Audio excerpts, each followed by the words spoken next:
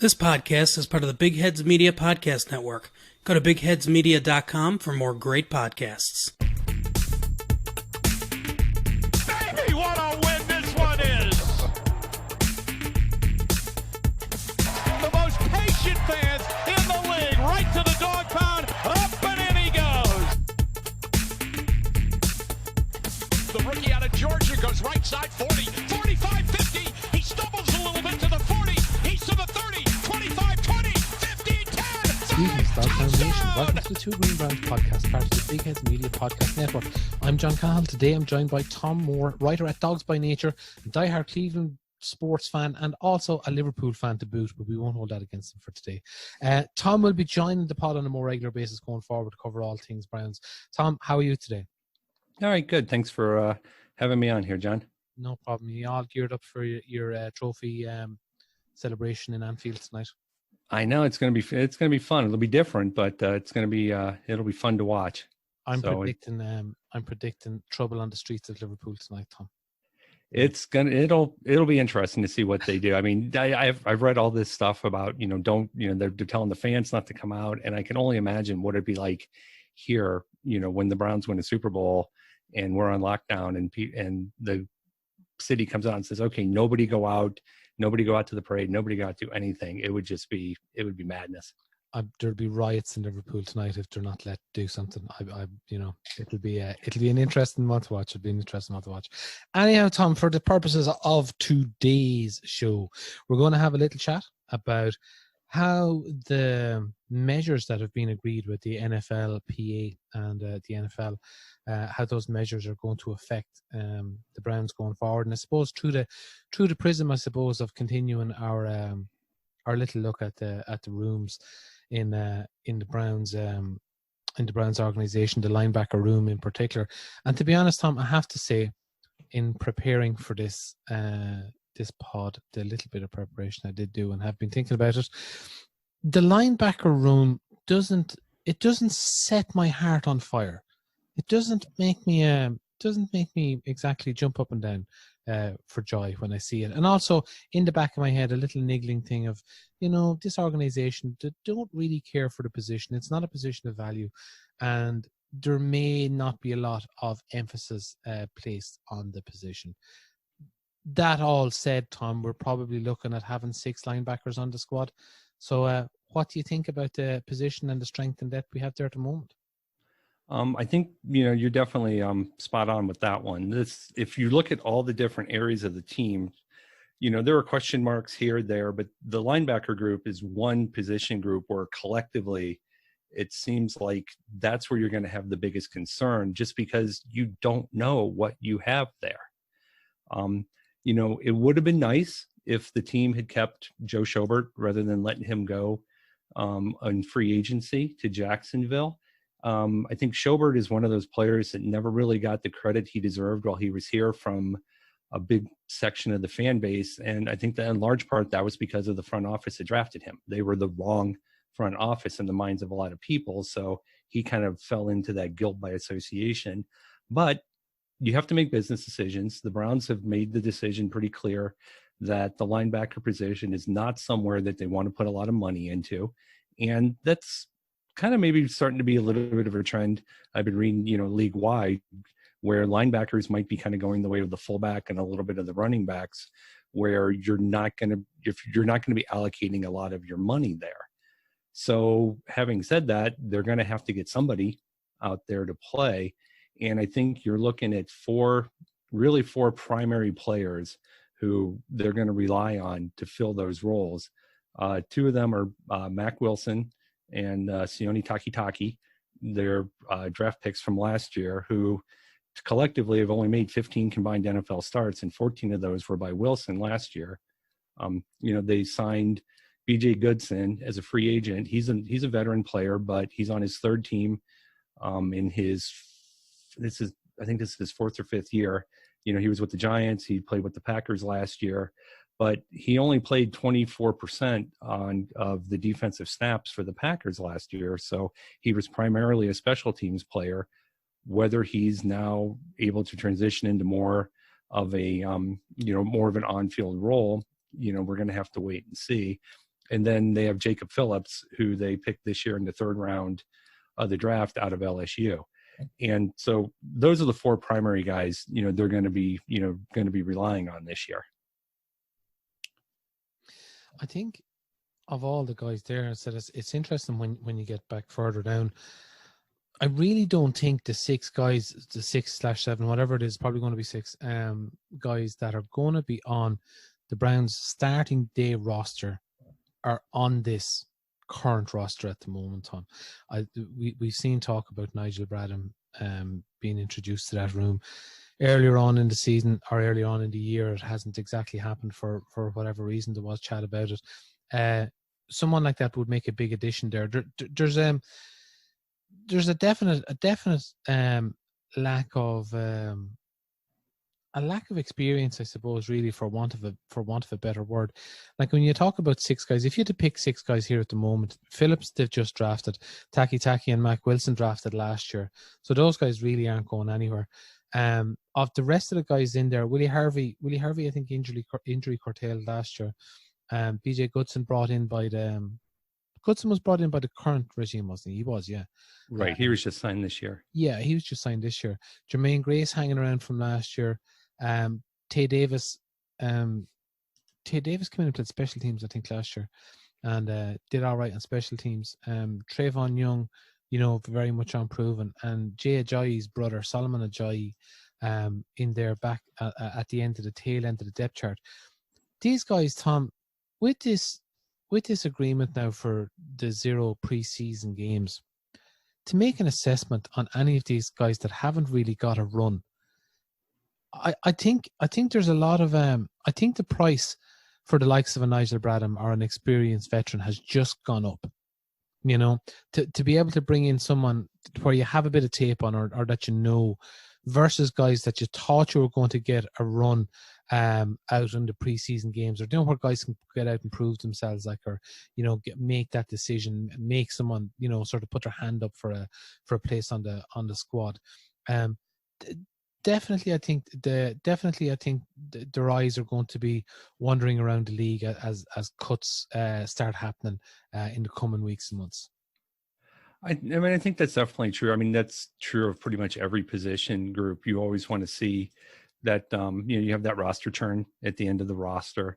It's going to be tricky this year with no off-season program, no really. I think if there are free agents who are going to come in on those final cuts this year, probably more so than any year, it might be wise to keep an eye on guys that are familiar with the coaches, people that maybe worked with Joe Woods before, people maybe worked with Jason Tarver, the linebackers coach, before. Those guys, they can, as best as possible, without a normal training camp, without a normal preseason, can be almost plug and play. Or going forward, it could just be that, these are the guys we're coming into camp. These are the guys we're going to focus totally on coaching these guys up as best as possible. And then let's, roll when the season starts, whenever that may be, and see what happens. It's definitely an off season like no one's ever really seen before. And it's going to be on the coaches to really maximize what limited amount of time they have with these guys to see what they can do. And the hard part is it's kind of 2 sides of, the coin here. You don't know what you have. These guys don't have experience, but that doesn't mean that they're going to be bad. They're, you look at the numbers and there's some things that don't fill you with a lot of confidence. Just yesterday, Pro Football Focus came out with their position rankings for the linebacker groups, and they put the Browns in right at number 31. They were only ahead of one team, which was the Rams. And you kind of want to argue against that. You're a Browns fan. You say, well, no, these guys are good. These guys can do this. Hey, they can do that. And then when you really kind of go into the numbers a little more, it's kind of hard to argue against that ranking and maybe be like, well, maybe they should have been even lower. I mean, you can only go one spot lower if you're 31. But you look at it, PFF gave Wilson an overall grade of 41.7 last year. They put him as the 8th worst linebacker in the NFL. And you got to give him a lot of credit, though. He's got the right attitude. to go out there. If you see his social media postings, you see your things. He's out there working. He says the right things. He's really, putting in the effort from what we can see, as an outsider. And that's really good. That's nice to be able to see, because we've all seen players in the past on the Browns who liked the idea of having that NFL lifestyle and being an NFL player, but they didn't want to put the work in to doing it. He certainly seems to be putting the work in, but is that going to be enough? Same thing with Taki. He did well against the run last year in a little bit of a limited time. PFF gave him 75.1 grade against the run. If he gets more time on the field, and both him and Wilson get a little more comfortable now in their second year, they might be able to take that next step up there and, embrace the challenge and, turn this into something good.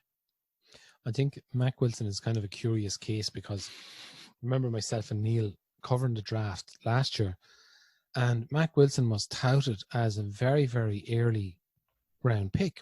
And subsequently fell down the draft order a fair bit, and there was stuff written about it after that. That was Mac Wilson was one of these players that trended very highly and sort of in sort of non-NFL draft circles, if you know what I mean. Where we'd get our information from and whatever. He wasn't regarded as highly by the league, and I suppose we all thought we got a steal when he fell to the position where he fell when we took him in the draft. But I think he subsequently played his draft position, if you know what I mean. I think he possibly played to the level of his draft position. He was a rookie, and he didn't play like a first round or second round pick, and we didn't spend that pick on him. But he was incredibly frustrating, I think, to watch at points last year. There was a couple of points where he ran past the quarterback, and more or less ran past the sack, or ran past someone, whoever he was tackling. He was playing like his hair was on fire, and I know that sometimes can be a good thing, but sometimes it's not a good thing. And he needed a bit more control, or a bit more, and it's something I kind of worry a little bit about that room is a lack of leadership on that front. We don't have a whole lot in there.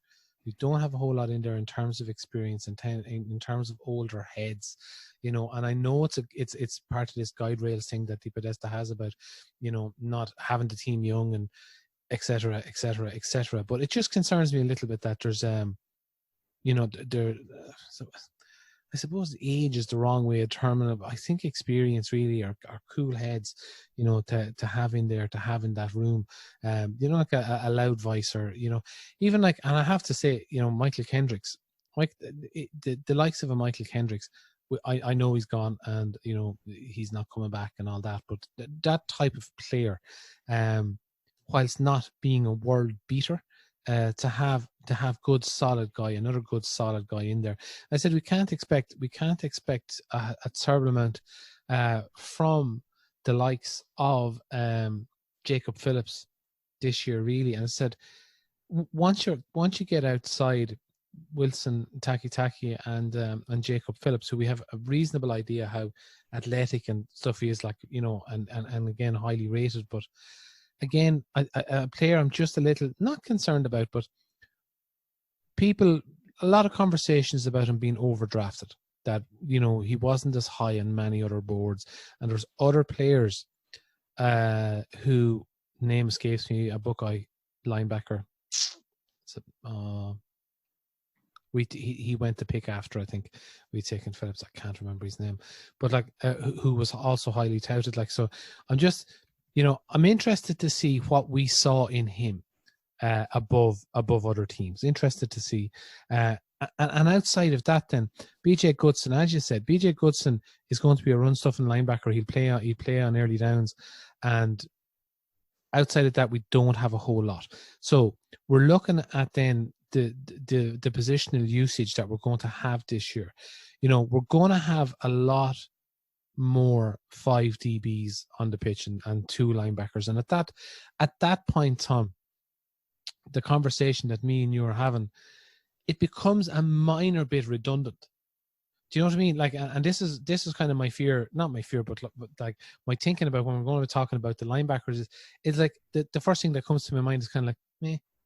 You know, there's going, there's going to be two linebackers on the pitch. We have a few linebackers play the linebackers, and it's not going to be the focus. Like, it's going to be, I think we should be more concerned about who the 50B is going to be on the pitch, and who's, like, you know, who's playing big nickel, who's playing where, you know, what way. It's way more interesting, I think, to look at the defensive backs room to see what's going to happen in there than in linebacker, because I think they probably, when they're having these meetings in Berea, they probably are finishing up their meetings, and someone goes, "What about linebackers?" And they went, "Keep 6, whatever, move on." You know, like that. That's literally what it seems like. You know, so there's going to be no big investment. There's going to be no big signing. There's going to be no big player coming in. I said, as exciting as it gets, Nigel Bradham would be as exciting as it gets for the linebacker room if that were to happen.